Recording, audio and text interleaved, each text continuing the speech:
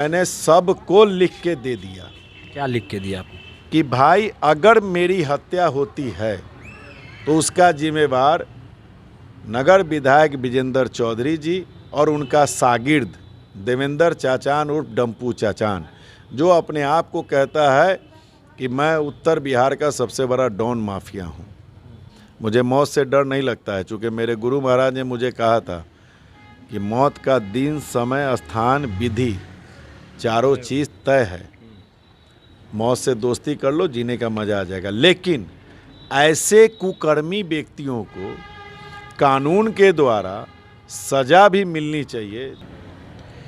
मुजफ्फरपुर नगर निगम सियासतों का बड़ा इतिहास, और उस सियासत को 2023 में धराशायी करने का श्रेय एक व्यक्ति पर जाता है और कहीं ना कहीं विकास के लिए एक नया गुट बनता है और उसके बाद राजनीति बहुत गर्म हो जाती है। नमस्कार, स्वागत है आपका बिहार लाइव नाउ में। मैं मुकेश चौरसिया। आज हमारे साथ संजय केजरीवाल हैं, मुजफ्फरपुर के जाने माने वार्ड पार्षद हैं, वार्ड नंबर 20 के सामाजिक कार्यकर्ता हैं और आज कुछ कहने आए हैं। सियासत बदली आपने नगर निगम की, एक गुट बना जो आपने कहा कि विकास के लिए हम गुट बनाए हैं नया। कई लोगों को खला है इसमें और कुछ नई बात जो आप कहना चाहते हैं। सबसे पहले तो बिहार लाइव नाउ के तमाम दर्शकों को, आपकी पूरी टीम को मुकेश जी बहुत बहुत स्वागत, और आपके लाखों व्यूवर्स को मेरा सत सत प्रणाम।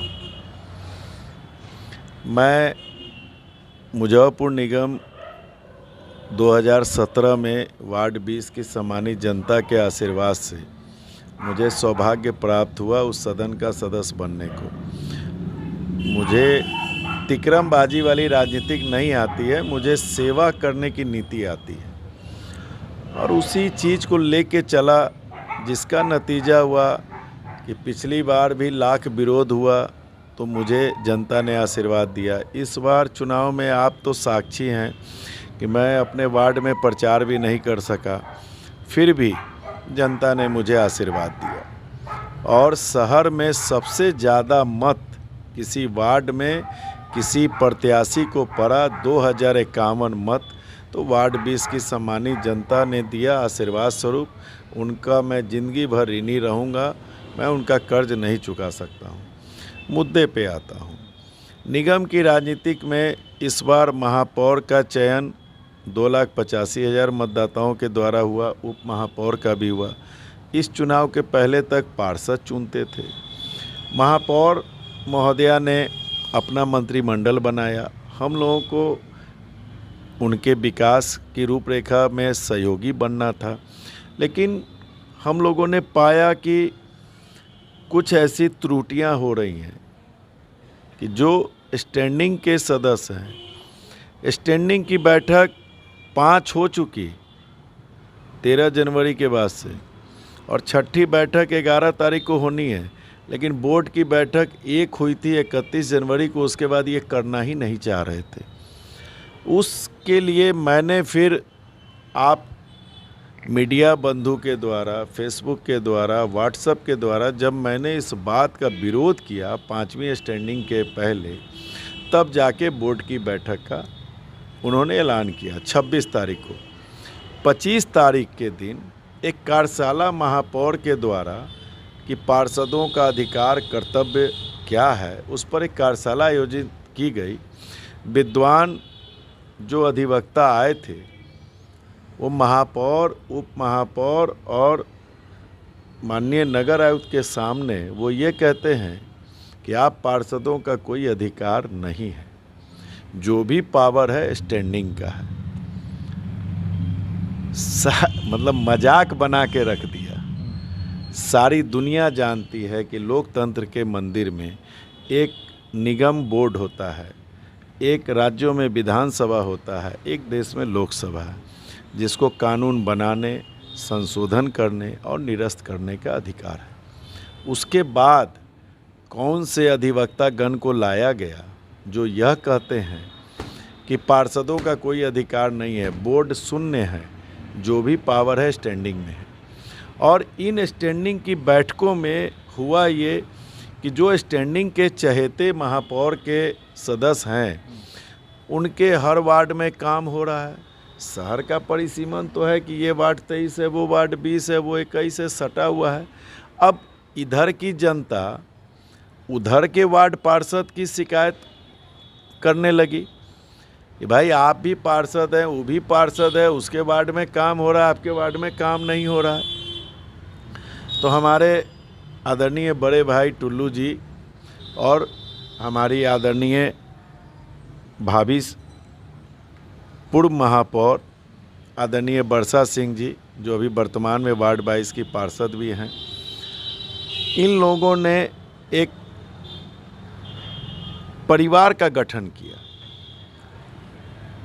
उसमें सोनू जी की भी भूमिका है, जीवेश जी की भी भूमिका है, नूरैन जी की भी भूमिका है, मनोज जी की भी भूमिका है, ओझा जी की भी भूमिका है, इकबाल हुसैन जी की भी भूमिका है। स्टार्टिंग में जो लोग अंजार भाई मतलब 8-10 पार्षद जुड़े तो हम लोगों ने एक निर्णय लिया। उस समय मुझे भी उस टीम से जोड़ा गया, मुझे भी कहा गया, मुझे अच्छा लगा। हमने कहा टीम का मकसद क्या है। तो मैं आपको पूरी ईमानदारी विनम्रता से बताना चाहता हूँ कि टीम का उद्देश्य तय किया गया। वो उद्देश्य ये तय किया गया कि आने वाले भविष्य में सांसद का चुनाव हो, विधायक का चुनाव हो, महापौर का चुनाव हो, उप महापौर का चुनाव हो, हम लोग चारों चुनाव में हमारी टीम कोई फतवा नहीं जारी करेगी। क्लियर है? मतलब सभी सदस्य स्वतंत्र हैं कि किसी भी प्रकार का बड़े चुनाव में हमारी टीम कोई फतवा नहीं जारी करेगी। बड़ी सुंदर बात है। दूसरी बात है, हमारी टीम का सिर्फ एकमात्र उद्देश्य होगा कि 31 नए माननीय पार्षद चुन के आए, जिनको किसी भी प्रकार की जानकारी का अभाव है। उनके वार्ड में जमादार मसलन अगर कोई सम्मान नहीं देते हैं, किसी कर्मचारी से उनको काम का आइडिया नहीं है, किसी को वंशावली लिखने में दिक्कत है। मान लो चूँकि नए नए मैं भी जब जीत के आया था, मैंने भी अपने बड़ों से सीखा। तो हम लोगों ने यही टीम का मुख्य उद्देश्य रखा कि हम लोग एक तो चारों चुनाव में भागीदार नहीं बनेंगे, दूसरा हम लोग किसी भी अपने बड़े नेता के खिलाफ एक भी अपमानजनक अमर्यादित शब्द का कभी प्रयोग नहीं करेंगे, चाहे पार्टी पक्ष के हों चाहे पार्टी विरोध के हों। चूँकि हमारे गुट में राजद से रिलेटेड लोग भी हैं, कांग्रेस से भी रिलेटेड लोग हैं, जदयू से भी रिलेटेड लोग हैं, भाजपा से भी रिलेटेड लोग हैं, कम्युनिस्ट माइंड के भी लोग हैं। तो हम लोगों का तो ये एक पार्षद का गुट बना, जिसका मुख्य उद्देश्य था कि किसी वार्ड में अगर नल जल की समस्या है, लीकेज की समस्या है, उसका काम कैसे कराना है, ये मकसद था। हम लोगों का गुट बनने के बाद हम लोगों ने 2 ही काम तो किए ही थे। पहला काम ये किया था कि वार्ड 12 के पार्षद पति जो हैं छोटे भाई संजीत सहनी जी और हमारे निगम परिवार के कर्मचारी जो जमादार थे, उनके बीच कुछ मतभेद हुआ। तो हम लोगों ने दोनों तरफ से FIR हुई। तो हम लोगों ने कहा कि हम पार्षदगण भी निगम परिवार के सदस्य हैं और हमारे कर्मचारी भी निगम परिवार के सदस्य हैं। तो हम लोगों ने महापौर की ही अध्यक्षता में दोनों पक्ष को बैठा के मतलब यह बात तय कर दी कि दोनों केस उठा लेंगे, कंप्रोमाइज़ लगा देंगे और भविष्य में किसी भी प्रकार की कर्मचारियों को कोई दिक्कत आती है तो वो महापौर से शिकायत करें, पार्षदों को कोई शिकायत आती है तो महापौर से शिकायत करें। महापौर इसी तरह बंद कमरे में परिवार की मुखिया होने के नाते दोनों पक्ष को गले मिलवा देंगे। ये कौन सा गलत काम किया भाई, कौन सी बड़ी राजनीति की, मुझे समझ में नहीं आता। दूसरा काम जो हम लोगों ने किया, आपको याद होगा रामदयालु में 3 दलित परिवार जल गए, जिसमें 4 तो मौत हो गई, 5 इलाजरत हैं, जिसमें 2 सीरियस कंडीशन में आज भी हैं। हम लोगों को जीवेश भाई वार्ड 31 के पार्षद पति हम लोगों को खबर किए कि भैया ऐसी सी बात है। हम सभी लोग वहाँ गए। शाम में गए तो पता चला कि उसके पहले जो भी नेतागण आए थे, कोई टॉफ़ी बांटे, कोई बिस्कुट बांटे और चल दिए। हम लोगों ने उन लोगों के रहने के लिए नगर आयुक्त महोदय से बात करके रैन बसेरा में व्यवस्था कराई उन लोगों के भोजन की व्यवस्था के लिए एक होटल चलाते हैं रंजीत पासवान जी। उन्होंने पैसे लेने से इनकार कर दिया कि मैं खाना फ्री में खिलाऊंगा। देखिए, दिल, एक दलित का बेटा लेकिन सच्चा हिंदुस्तानी। फिर हम लोगों को एक आंखें भाग गई, जो मैं आपको नहीं बता सकता हूँ, कि उस माँ का जिसका आंचल सूना हो चुका है, उसकी साड़ी कहीं से जली हुई है, एक बेटी उसकी बची हुई है, उसकी पीठ जली हुई है, उसके कपड़े जले हुए हैं। हम लोगों ने किसी तरीके से फिर वहाँ से लौट के आए तो हम लोगों ने एक प्लानिंग किया। तो प्लानिंग ये किया कि हम लोग कुछ कपड़े, कुछ रसद, कुछ गैस का चूल्हा, और जो हम लोगों की टीम बनी थी उस टीम के अंदर से ही हम लोगों ने, जैसे चावल हुआ, आलू हुआ, 2 गैस के सिलेंडर चूल्हे सहित, और फिर मतलब कपड़ा, उसमें ट्राउज़र भी, टी शर्ट भी, साड़ी भी, ब्लाउज, पेटीकोट, दरी, ये सारा सामान हम लोग। और उस समय एसडीओ साहब से बातचीत हुई तो कहा मैं भी आऊँगा, और वो भी आए। आने के बाद मैं एसडीओ साहब का भी शुक्रिया अदा करता हूँ। पदाधिकारी हम लोग हमेशा देखते रहते हैं, लोग आते हैं जाते हैं, लेकिन अपने पॉकेट से 2000 रुपये निकाल के उन्होंने उस रंजीत पासवान जी को देने का कोशिश किया, जिसने खाना खिलाने का जिम्मा उठाया था। उसने कहा सर मैं पैसा नहीं लूँगा। तो उन्होंने कहा ठीक। फिर हम लोगों ने कहा कि रंजीत भाई आप रख लीजिए, हम लोग तो 2 चूल्हा लाए थे, 1 चूल्हा कम पड़ रहा है, चूँकि परिवार 3 है, तो 3 आप तीसरा चूल्हा आप ला दीजिए इसी पैसे से। मतलब सर का भी मान रह जाए, आपका भी मान रह जाए। फिर वहाँ पे आग का जो जला था तो मलबा काफ़ी पड़ा था। एसडीओ साहब से कहा कि हम लोगों ने उस मलबे को हटवाया। उसके बाद हम लोगों ने फिर जैसे ये किया कि भाई लाइट जो है वो जैसे एक भी नहीं है, कैसे रात में लोग बिताएंगे। चूँकि मृत्यु स्थल हुई है तो कई विधि विधान भी करने पड़ते हैं। तो नगरायुक्त महोदय से हम लोगों ने बात किया, एसडीओ साहब ने बात किया, तुरंत 2 एलईडी लाइट भी लग गई। तो हम लोगों के गुट का गुनाह यही हुआ है। उसके बाद नगर पुलिस उपाधीक्षक सर को जब इस बात की जानकारी हुई आप लोगों के माध्यम से, उन्होंने कहा कि भाई मैं खुशनसीब हूँ कि नगर का उपाधीक्षक हूँ और आप लोग इतने अच्छे पार्षद हैं। एक आप लोगों से गेट टुगेदर मैं मिलना चाहता हूँ, आप लोग को सम्मानित करना चाहता हूँ। हम लोग का ये तीसरा गुनाह हो गया कि हम लोगों को उन्होंने सम्मानित किया। उसके बाद से नगर विधायक विजेंद्र चौधरी एंड कंपनी लग गई इस सामाजिक विकासशील जीवन जीने वाले पार्षदों के बीच, और उसमें सिंगल टारगेट हमारे आदरणीय विधायक नगर विजेंद्र चौधरी जी ने संजय केजरीवाल। आप लोग नहीं जानते हैं, सभी पार्षदों को टॉर्चर करना शुरू, आधी घंटा 1-1 घंटा टॉर्चर करना शुरू।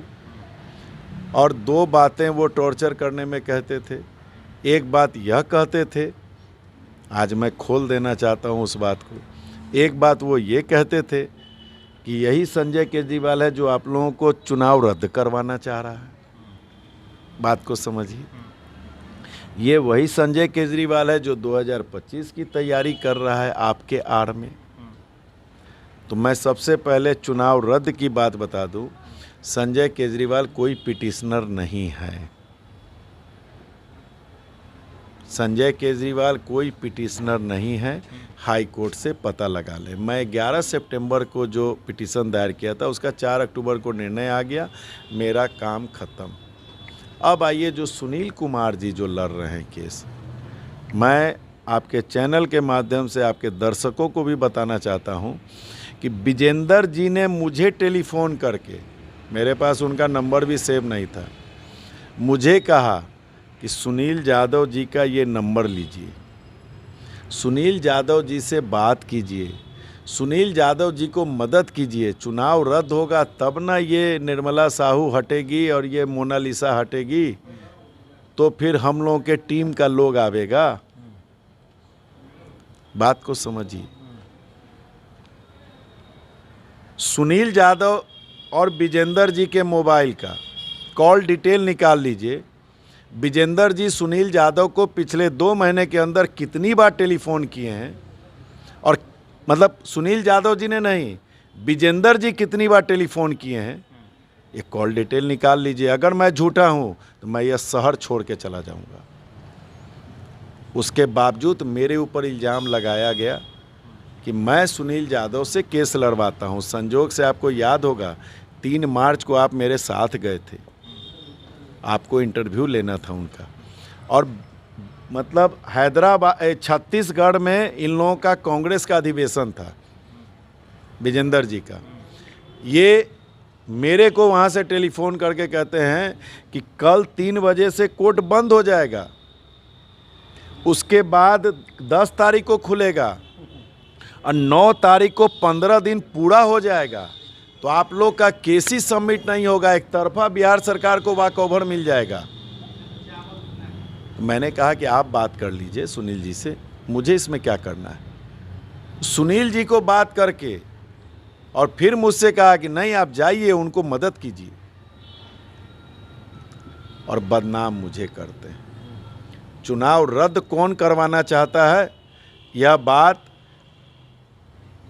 आदरणीय विधायक विजेंद्र जी के दोनों मोबाइल नंबर का कॉल डिटेल, सुनील यादव जी का नंबर मैं दे देता हूं, दोनों नंबर, पिछले 3 महीने का कॉल डिटेल निकाल लीजिए।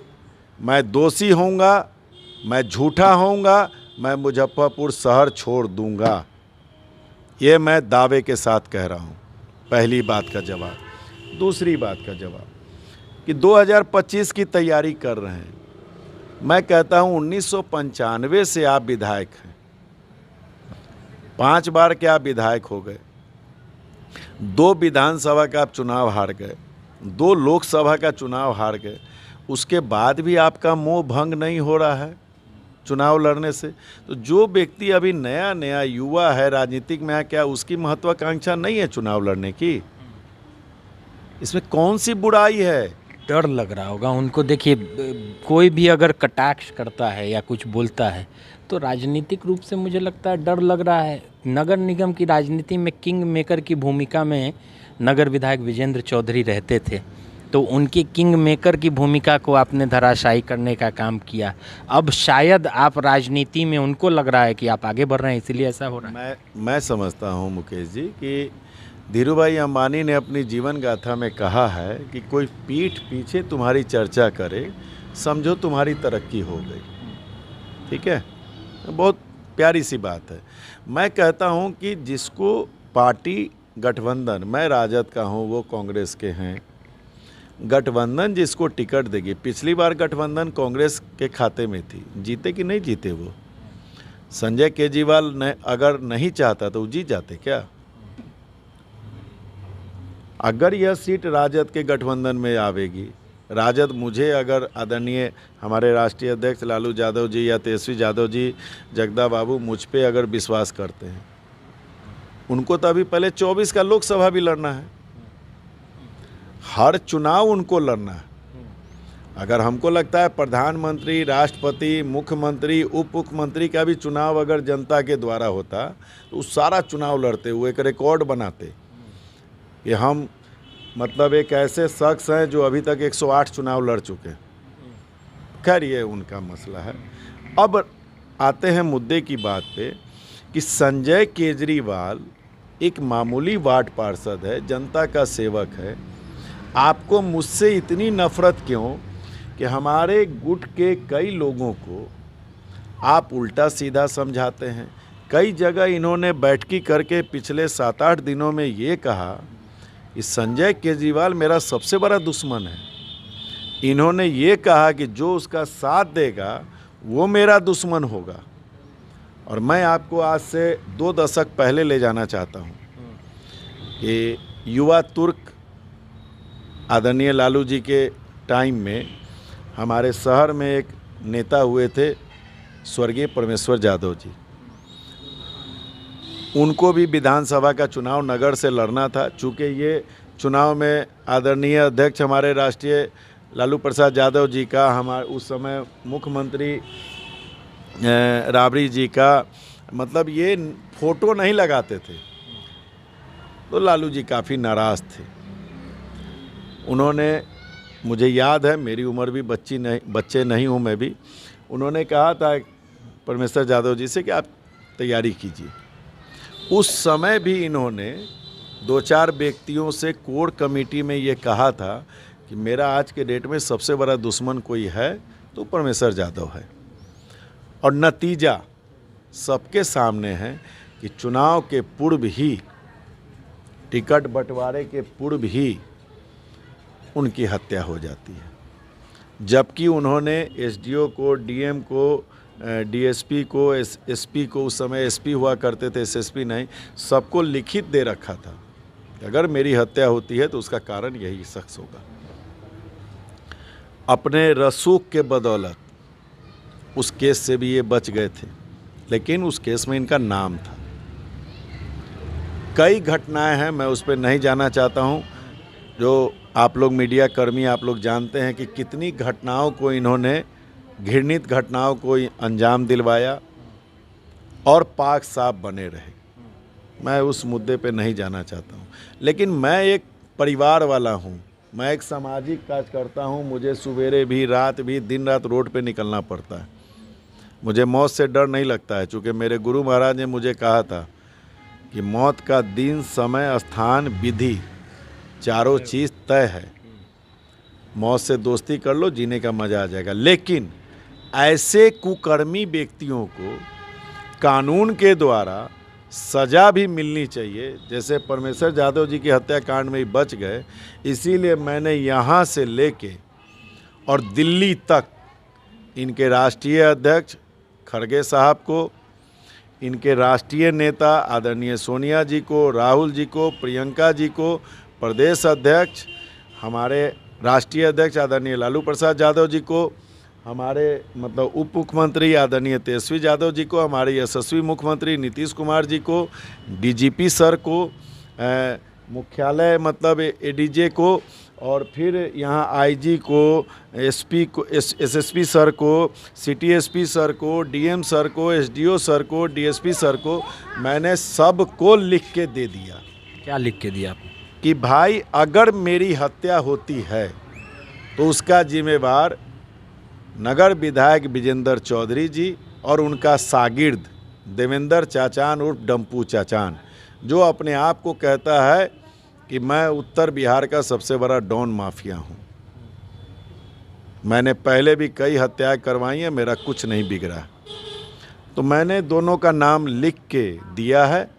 मैं चाहता हूँ कि निष्पक्ष जांच हो। मैं अगर गलत इल्ज़ाम लगा रहा हूँ, पूर्व की घटनाओं से उठाते हुए, मेरा भी इतिहास का जांच हो जीवन का, और इन दोनों के भी जीवन के इतिहास की जांच हो। मैं अगर गलत हूँ, कानून मुझे सज़ा दे, नहीं तो इनको सज़ा दोनों को मिलनी चाहिए, ताकि दूसरा परमेश्वर यादव कोई इस मुजफ्फरपुर की धरती पे नहीं बने। मेरा सिर्फ ये डिमांड है प्रशासन से। इसके पहले भी आपके घर की रेकी वेकी कुछ हुई थी? 2000, आपको मालूम है कि जिस समय स्वर्गवासी हमारे अभिभावक पिता तुल्य नंदू बाबू जब चुनाव लड़ रहे थे, और ये पिंटू जी के, ये इनका कैंडिडेट पिंटू जी था, मुझे तो उस समय आश्चर्य हुआ कि भाई मेरी रेकी, मैं किसी का आज तक बुरा नहीं चाहा। आप लोग मेरे जीवन को जानते हैं, उसके बावजूद भी किस तरीके से सारा वीडियो आप लोग के पास है कि हत्या की नीयत से यहीं पे हम लोग बैठा करते थे, बैठकें होती थी, किस तरीके से मतलब रेकी हुई। फिर उसके बाद मुझसे उस समय तत्कालीन प्रशासन ने पूछा भी कि आपको किसी पे शक है। हम कहे कि पुराना हत्या करवाए हुए है या मान लो साजिश रचे हुए होंगे, अब कम से कम उम्र के इस पड़ाव पे सुधर गए होंगे, अब बनिया का हत्या थोड़े करावेगा। आदमी यही सोचता है, एक बैकवर्ड की हत्या नहीं करा सकता है। तो हम कहे कि भाई हमको नहीं किसी पे शक है। हम प्रशासन से यही बोले थे कि आप लोग जांच कीजिए। आज तक अपराधी नहीं पकड़े गए। फिर नवंबर महीने में 5 नवंबर के दिन मैं अपने मित्र हामिद भाई के छोटे भाई के रिसेप्शन में कर्जा गया था। वहाँ से मैं लौट रहा था हरचंदा, वहाँ से लौट रहा था, 2 मोटरसाइकिल पर सवार 6 व्यक्ति ने मेरे गाड़ी का पीछा किया हो। तो मेरे ड्राइवर की तत्परता थी कि हम बच गए। हम पहुँच के तुरंत थाने में हम आवेदन दिए। उसके बाद अभी 26 अप्रैल की बात बता रहे हैं। 26 अप्रैल को हमारे रिश्ते में नाना जी लगते हैं तेगरा में, मैं उनके श्राद्ध क्रम में गया हुआ था। मेरे साथ गाड़ी में लौटते समय, मैं नाम बता रहा हूँ, मनोज केजरीवाल जी और सुनील बंका जी, ये दोनों मेरे साथ मेरी गाड़ी में इनोवा क्रिस्टा में थे। और एक मोटरसाइकिल पर 3 सवार 10 किलोमीटर तक हम लोग के गाड़ी का, और दोनों के हाथ में पीछे पिस्टल, जो हम लोग सभी ने देखा। फिर हमारे कृष्ण भगवान, हमारे ड्राइवर की तत्परता से हम लोग बच के आ गए। फिर मैंने थाने पे आवेदन दिया। पहले तो मैं ये सोच रहा था कि कोई हो सकता है व्यापारिक प्रतिद्वंद्विता हो, या कोई ऐसे ही क्रिमिनल होता है एनएच पे लूटने के लिए लग जाता है, या शादी उदी में देखा हो चैन ऊन पहनते हैं, कोई लूटने के लिए लग गया हो। लेकिन अब मुझे पूर्ण विश्वास है कि ये सारी तीनों घटनाक्रम के पीछे इसी व्यक्ति का हाथ है। क्योंकि अब तो ये ओपन बोल दिया कि मेरा दुश्मन नंबर 1 है संजय केजरीवाल। क्या लोकतंत्र में आदरणीय अटल बाबू, आदरणीय इंदिरा गांधी जी, आदरणीय राजीव गांधी जी, आदरणीय लालू प्रसाद यादव जी, नीतीश कुमार जी, क्या इन लोगों के खिलाफ कैंडिडेट नहीं खड़े हुए? क्या ये राजनीतिक हत्या की मतलब राजनीतिक होती है क्या? लोकतंत्र के मंदिर में सबको अभी मेयर का चुनाव हुआ, 13 कैंडिडेट थे, किस मेयर ने किसकी हत्या करवा दी भाई? उप मेयर में 15 कैंडिडेट थे, किसकी हत्या करवा दी भाई? आज लालू जी के सामने राजीव प्रताप रूडी जी चुनाव लड़ते थे, कभी शरद यादव जी चुनाव लड़ते थे, हैं? कहाँ किसकी कोई हत्या करवा देता है कि नहीं भाई तुम्हारी हत्या करवा देंगे, कहानी खत्म, मार्केट साफ, मैदान क्लियर। इस गंदी राजनीति का मैं अब पुरजोर विरोध करूंगा, सड़क पे उतर के करूंगा, और मैं इस गंदी राजनीति का अंत करके रहूंगा। मैं यह आगाह कर देना चाहता हूं, है हिम्मत तो मेरी हत्या करके दिखाओ। क्या मांग करते हैं प्रशासन से, सरकार से? क्या प्रशासन से, सरकार से मैंने यही मांग की है कि निष्पक्ष जांच उनके राजनीतिक कैरियर के शुरुआत से लेके अभी तक की, और सो कॉल्ड तथा कथित देवेंद्र चाचान उर्फ डम्पू चाचान की पूरे कैरियर की जांच, कितने अपराधियों से साठगांठ रहा, और मेरी भी जांच करवा ले। जो दोषी हो उसको सज़ा मिलनी चाहिए। और मैं आपके चैनल के माध्यम से उन दोनों को बता देना चाहता हूं कि मौत की राजनीति से संजय केजरीवाल डरने वाला नहीं है, कभी नहीं डरेगा। मुजफ्फरपुर की जनता ईंट से ईंट बजा देगी, खरोंच लगा के देख लो मुझे। मैंने बेटा बन के इस शहर में जिया है, भाई बन के जिया है, और आपसे बेहतर मुकेश जी कौन जानता है कि दुख के घड़ी में संजय केजरीवाल खड़ा रहता है, सुख में तो सभी आते हैं मिलने। हिम्मत है तो हाथ लगा के देख लो। दुश्मन नंबर 1 स्वर्गीय परमेश्वर यादव जी को कहे थे तो उनकी हत्या हुई थी, संजय केजरीवाल को भी कहे हो हत्या करवा के तो दिखा दो। शहर में आग लग जाएगी, आग, जीना दुर्लभ हो जाएगा। मैं पहली बार मर्यादा से बाहर उस व्यक्ति के लिए शब्द यूज कर रहा हूँ। मेरे पिताजी ने कहा था अपने से बड़ों के प्रति कभी भी शब्दों का चयन गलत नहीं करना, लेकिन मेरी आत्मा को झकझोरा है, मुझे रुलाया है, मेरे अपनों को रुलाया है। ईश्वर है, ये धरती बाबा गरीबनाथ दाता कम्मल शाह की है, भोगना पड़ेगा। चलिए, तो हालांकि हम इस पूरे इल्ज़ाम पर नगर विधायक से भी बात करेंगे और इनकी बात रखेंगे, क्योंकि अब तो सवाल बनता है, क्योंकि अगर कोई आरोप लगाता है, और संजय केजरीवाल जैसा कि आपको पता होगा, इनके पीछे बहुत बार, एक बार वीडियो भी वायरल हुआ था, हमने भी दिखाया आपको, रेकी हुई थी, सीसीटीवी फुटेज भी उसका अब तक है। और राजनीति जो नगर निगम की बदली है, और कहीं ना कहीं जो किंग मेकर अपने आप को तथाकथित कहते थे और लोग कहते थे, उनकी किंग मेकर में भी कमी आई है। तो राजनीतिक प्रतिद्वंद्विता तो दिखती है, लेकिन इतना बड़ा आरोप है और इस आरोप पर नगर विधायक को भी कुछ न कुछ तो बोलना होगा और जवाब तो देना होगा, क्योंकि आरोप अब सीधे सीधे मीडिया के सामने है, जनता के सामने है। आगे इस खबर में सरकार क्या करती है, पुलिस क्या करती है, ये भी देखने वाली बात होगी, दिलचस्प बात होगी। क्योंकि अगर कोई कहता है कि मेरी हत्या हो सकती है तो पुलिस और कानून उसको कितना प्रोटेक्शन देती है, ये भी बहुत ज़रूरी हो जाता है। मैं एक लाइन बता दूं, हो सकता है कि जब उनसे आप पूछने जाइएगा तो उनका दो जवाब होगा कि सस्ती लोकप्रियता, दूसरा बॉडीगार्ड की चाहत।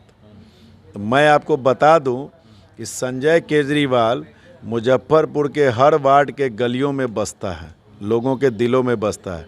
लोकप्रियता की दास्तान वो मुझे न सिखावें।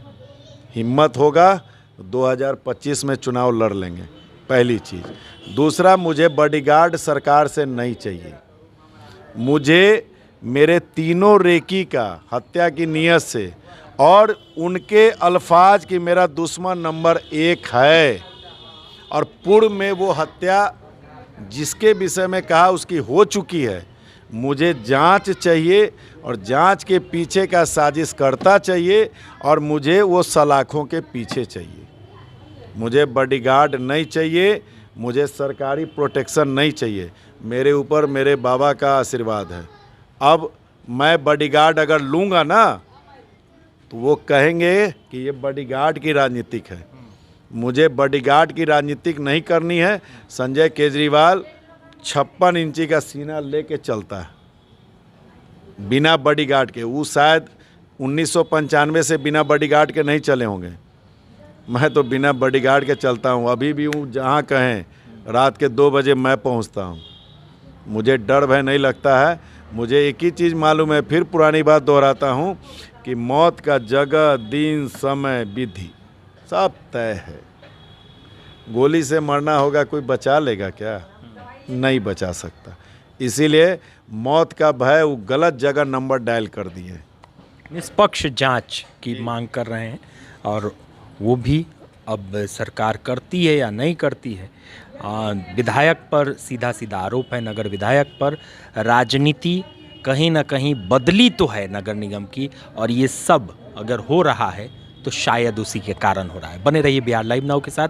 हमारे सहयोगी मुकेश ठाकुर के साथ मुझे मुकेश चौरसिया को दीजिए इजाज़त। नमस्कार।